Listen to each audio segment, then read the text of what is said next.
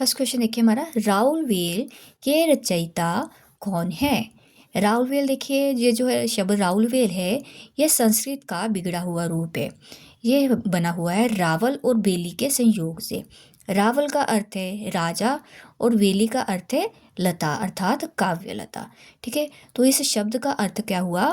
राजा की काव्य लता। कई बार अर्थ भी पूछ लेते हैं तो आपको पता होना चाहिए। अब देखिए इसके जो रचयिता है वो है रोडा कवि।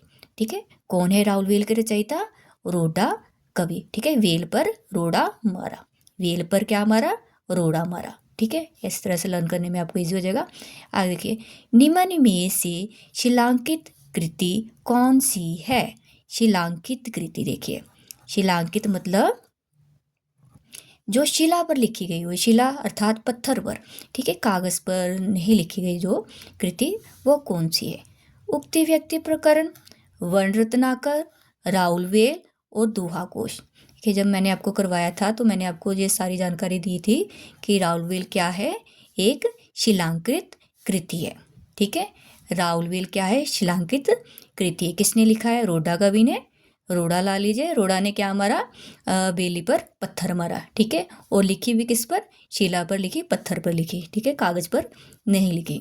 अगला क्वेश्चन देखिए, हिंदी साहित्य में नख शिख वर्णन की श्रृंगार परंपरा का आरंभ किस से माना जाता है? वर्डिंग को ध्यान में देना है, यहाँ नख शिख वर्णन की श्रृंगार परंपरा पूछी गई है।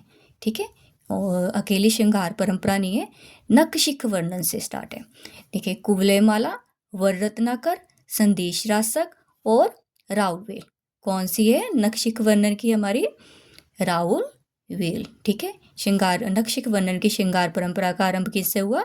राउल वेल से। संदेश रासक मैंने आपको करवाई थी, वो क्या थी?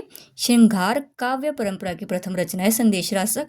नख शिख वर्णन में राउल वेल आएगा और श्रृंगार काव्य परंपरा की प्रथम रचना संदेश रासक है। इन दोनों क्वेश्चंस में आपको कंफ्यूजन नहीं होनी चाहिए।